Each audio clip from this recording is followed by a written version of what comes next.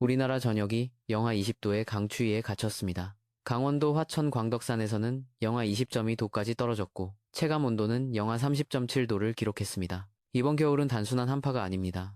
여러 번의 피크를 맞이하는 긴 주기의 한파가 될 것으로 보입니다. 대체 왜 이렇게 추운 겨울이 찾아온 걸까요? 오늘은 이번 한파의 원인과 앞으로의 전개 과정을 세밀하게 분석해 보도록 하겠습니다. 1월 2일 금요일 새벽 전국이 냉동고 속으로 들어갔습니다. 강원도 화천 광덕산이 영하 20.2도를 기록하며 전국에서 가장 낮은 기온을 나타냈습니다. 강한 바람까지 더해지면서 체감온도는 무려 영하 30.7도까지 떨어졌습니다.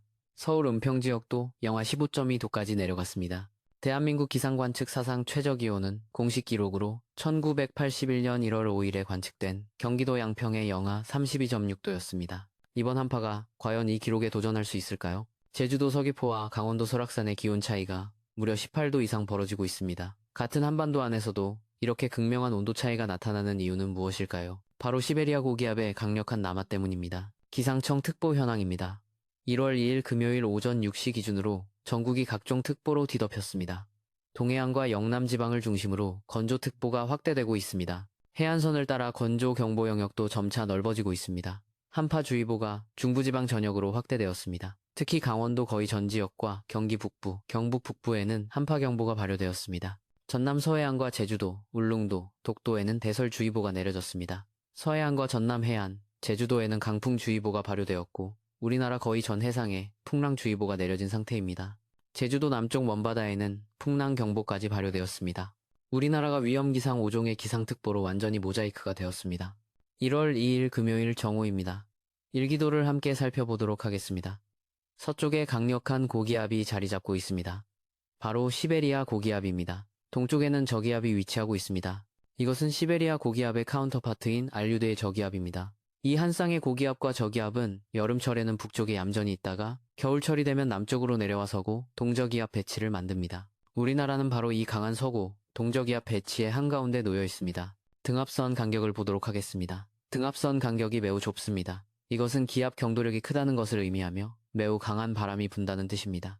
제주도 부근의 바람을 확대해서 보니 초속 22m가 나옵니다. 이 정도 바람이면 선박 운항이나 항공편 운항에 상당한 지장이 있을 것으로 보입니다. 기온이 낮아도 바람이 불지 않으면 그나마 견딜만 합니다. 하지만 초속 1m의 바람이 불 때마다 체감온도는 약 1도씩 낮아집니다. 바람이 강하면 체감온도가 대폭 떨어지는 것입니다. 위성 영상을 보도록 하겠습니다. 우리나라가 눈구름으로 완전히 포위되었습니다. 우리나라를 둘러싼 전형적인 줄무늬 눈구름이 피어나고 있습니다. 동해에는 백두산이 만들어내는 동해 한대기단, 수렴대의 눈구름이 울릉도와 독도를 지나가며 폭설을 내리고 있습니다. 제주도 남쪽 바다에는 한라산이 만들어내는 카르만 와류가 선명하게 보입니다. 이것은 우리나라 겨울철 바다에 나타나는 전형적인 겨울 풍물입니다. 그런데 눈구름은 왜 육지가 아닌 바다에만 발생하는 걸까요? 눈구름은 바다 수온과 상공 대기의 온도 차이, 즉 해기차로 인해 발생하기 때문입니다. 따뜻한 바닷물 위로 차가운 공기가 흘러가면서 강한 대류가 일어나고 이것이 눈구름을 만들어내는 것입니다. 육지는 이미 차갑게 식어있기 때문에 이런 온도 차이가 발생하지 않습니다. 500헥토파스칼 고도를 보도록 하겠습니다. 상공 5500m 부근의 기온입니다. 우리나라 상공으로 기압골이 깊게 내려오고 있습니다. 기압골은 기압이 낮아져 북쪽의 찬 공기가 남쪽으로 깊숙이 내려오는 통로가 됩니다. 영하 41도의 한기액이 동해에 위치하고 있습니다. 500헥토파스칼에서 영하 41도는 겨울철 한반도에 역대급 한파가 내려올 때 나타나는 매우 강력한 수치입니다. 영하 41도의 한기가 이렇게 남쪽까지 내려오는 경우는 그리 흔하지 않습니다. 상공 5500m에서 영하 30도가 평지에 눈이 내리는 기준이 됩니다. 지금 영하 30도선이 제주도 부근까지 걸쳐 있습니다. 이것은 제주도에서도 눈이 내릴 수 있는 조건이 갖춰졌다는 의미입니다. 흥미로운 점은 이번 기압골의 형태입니다. 기압골이 완만한 곡률을 가지고 있고 파장 길이가 매우 깁니다. 기압골의 파장이 길 경우 한파가 오래 지속될 수 있습니다. 이것이 바로 이번 한파가 단기간에 끝나지 않고 장기간 지속될 것으로 예상되는 첫 번째 이유입니다. 850헥토파스칼을 함께 보도록 하겠습니다. 상공 1500m의 기온입니다. 한기의 핵이 한반도 머리 부근에 위치하고 있습니다.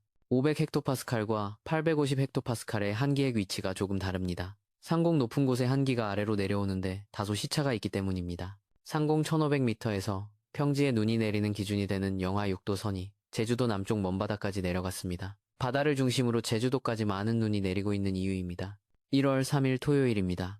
시베리아 고기압의 일부가 이동성 고기압이 되어 중국 서해안까지 내려왔습니다. 이 고기압의 영향으로 바다에 있던 눈구름이 순식간에 사라졌습니다. 고기압이 하강 기류를 만들어내면서 눈구름을 지우고 있는 것입니다. 그러나 이 고기압 자체가 시베리아에서 태어난 것입니다. 여전히 한기를 가지고 있습니다. 따라서 추위는 계속될 것으로 보입니다. 기압 배치도 여전히 서구, 동저기압 배치를 유지하고 있습니다. 1월 4일과 1월 5일입니다. 시베리아 고기압의 일부가 이동성 고기압이 되어 우리나라로 다가오면서 서구, 동저기압 배치가 무너지는 듯 보였습니다. 하지만 5일에는 또다시 서구, 동저 배치로 되돌아가고 있습니다. 이번 한파는 주기가 매우 깁니다. 1월 5일 월요일은 24절기 중 소환에 해당합니다. 대한이 소환집에 놀러 갔다가 얼어 죽었다는 속담이 있을 정도로 소환은 1년 중 가장 추운 시기에 해당합니다. 공교롭게도 이번 한파의 절정기가 소환과 정확히 맞아떨어졌습니다. 바람을 살펴보도록 하겠습니다. 맹렬했던 강풍이 잠시 잦아들는 듯 했지만 1월 5일경 다시 강해지고 있습니다. 등압선이 수직으로 서면서 강한 북서풍이 불고 있습니다. 고기압에 가까운 서해보다 저기압에 가까운 동해의 바람이 여전히 강합니다. 850 헥토파스칼 기온을 다시 보도록 하겠습니다. 제주도 부근에 있던 영하 6도선이 4일과 5일에는 일단 북쪽으로 후퇴하고 있습니다. 극단적인 한기에서는 다소 벗어날 것으로 보입니다. 그렇다면 추위가 끝나는 걸까요? 아닙니다. 잠시 숨을 고르는 것뿐입니다. 여기서 우리나라 겨울철 날씨의 중요한 특성을 이해할 필요가 있습니다. 바로 4일 주기입니다. 4일 주기는 시베리아 고기압이 팽창과 수축을 반복하는 주기에 해당합니다. 이것은 마치 심장이 수축과 이완을 반복하는 것과 비슷합니다. 시베리아 고기압이 팽창하면 우리나라에 한파가 찾아오고 수축하면 잠시 추위가 누그러집니다. 하지만 곧 다시 팽창하면서 한파가 재개됩니다. 이번 주말과 다음 주 초는 그나마 4일 주기의 완화기에 해당하는 시기가 아닌가 생각됩니다. 하지만 이것은 한파의 끝이 아니라 다음 한파를 위한 준비 기간입니다. 과거에도 이런 긴 주기의 한파가 있었습니다. 1970년 쇼와 45년 1월에 발생한 저기압으로 인한 한파가 대표적입니다. 당시 일본 열도를 강타한 이 한파는 장장이 주일 이상 지속되었습니다. 기압골의 파장이 길었고 시베리아 고기압이 반복적으로 남하했기 때문입니다. 결과적으로 수백 명의 인명피해와 막대한 재산 피해를 낳았습니다. 이번 한파도 비슷한 패턴을 보이고 있어 주목할 필요가 있습니다. 그렇다면 왜 올해는 이렇게 긴 주기의 한파가 찾아온 걸까요? 대략 3가지 정도 원인이 있습니다. 첫째, 북극 진동입니다. 북극의 찬 공기는 평소 제트기류라는 강한 바람의 띠에 갇혀 있습니다. 이것은 마치 울타리에 갇힌 맹수와 같습니다. 그런데 북극 진동이 음의 위상으로 전환되면 이 제트기류가 약해지고 물결치게 됩니다. 울타리가 무너지는 것입니다. 그러면 북극의 찬 공기가 남쪽으로 흘러내립니다. 올겨울은 북극 진동이 강한 음의 위상을 보이고 있습니다. 둘째, 극과류의 약화입니다. 극과류는 북극 상공을 도는 거대한 소용돌이입니다. 이것이 강하면 찬 공기가 북극에 갇혀 있지만 약해지면 찬 공기가 중위도로 흘러내립니다. 올겨울 극과류가 평년보다 약해져 있습니다. 셋째, 해수 온도 분포입니다. 동태평양의 라니냐 현상이 지속되면서 대기 순환 패턴이 변화했습니다.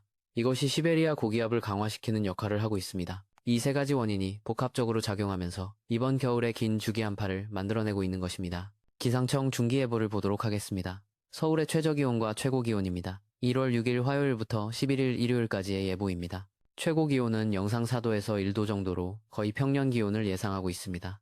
최저기온은 영하권이 계속 이어집니다. 영하 3도에서 영하 6도 사이를 오르내리고 있습니다. 이것도 거의 평년 기온에 해당합니다. 그런데 여기서 중요한 점이 있습니다. 평년 기온이라는 것은 지난 30년간의 평균을 의미합니다. 지구온난화로 인해 평년 기온 자체가 상승한 상태입니다. 따라서 현재의 평년 기온은 과거보다 높습니다. 그럼에도 불구하고 이렇게 추운 것은 한파의 강도가 그만큼 강하다는 의미입니다. 다음 주말까지는 이 정도의 추위가 계속될 것으로 보입니다. 하지만 앞서 설명드린 것처럼 이번 한파는 여러 번의 피크를 가진 긴 주기의 한파입니다. 다음 주말 이후에도 또 다른 한파의 피크가 찾아올 가능성이 높습니다. 실생활에서 주의하실 점을 말씀드리겠습니다. 우선 두꺼운 외투가 필수입니다. 특히 바람을 막아주는 외투가 중요합니다. 체감 온도가 실제 온도보다 훨씬 낮기 때문입니다. 장갑과 모자, 목도리로 노출 부위를 최소화하시기 바랍니다. 수도 동파에도 각별히 유의하셔야 합니다. 특히 북향 화장실이나 외부에 노출된 수도관은 보온재로 감싸주시기 바랍니다. 밤사이 수도꼭지를 살짝 열어 물이 흐르게 하는 것도 동파 방지에 도움이 됩니다. 난방기구 사용 시 환기에 신경 쓰셔야 합니다. 밀폐된 공간에서 난방기구를 장시간 사용하면 일산화탄소 중독의 위험이 있습니다. 1시간에 한 번씩은 환기를 해주시기 바랍니다. 고령자와 어린이, 기저질환자분들은 특히 조심하셔야 합니다. 급격한 온도 변화는 심혈관계에 부담을 줄 수 있습니다. 외출 시에는 충분히 몸을 따뜻하게 하고 실내외 온도 차이가 크지 않도록 주의하시기 바랍니다. 도로 결빙에도 유의하셔야 합니다. 특히 다리 위나 그늘진 도로는 낮에도 얼어 있을 수 있습니다. 차량 운행 시 감속 운전하시고 차간 거리를 충분히 확보하시기 바랍니다. 이번 한파는 단기간에 끝나지 않을 것으로 보입니다. 장기전을 준비하셔야 합니다. 난방비 부담도 만만치 않을 것입니다. 적정 실내 온도를 유지하면서도 에너지를 절약할 수 있는 방법을 찾아보시기 바랍니다. 문풍지를 바르고 두꺼운 커튼을 사용하는 것만으로도 난방 효율을 높일 수 있습니다. 앞으로 이 한파가 어떻게 전개될지 계속 지켜볼 필요가 있습니다. 다음 한파의 피크가 언제 찾아올지, 그 강도는 어느 정도일지 주목해서 살펴보도록 하겠습니다. 아무쪼록 건강관리에 유의하시기 바랍니다.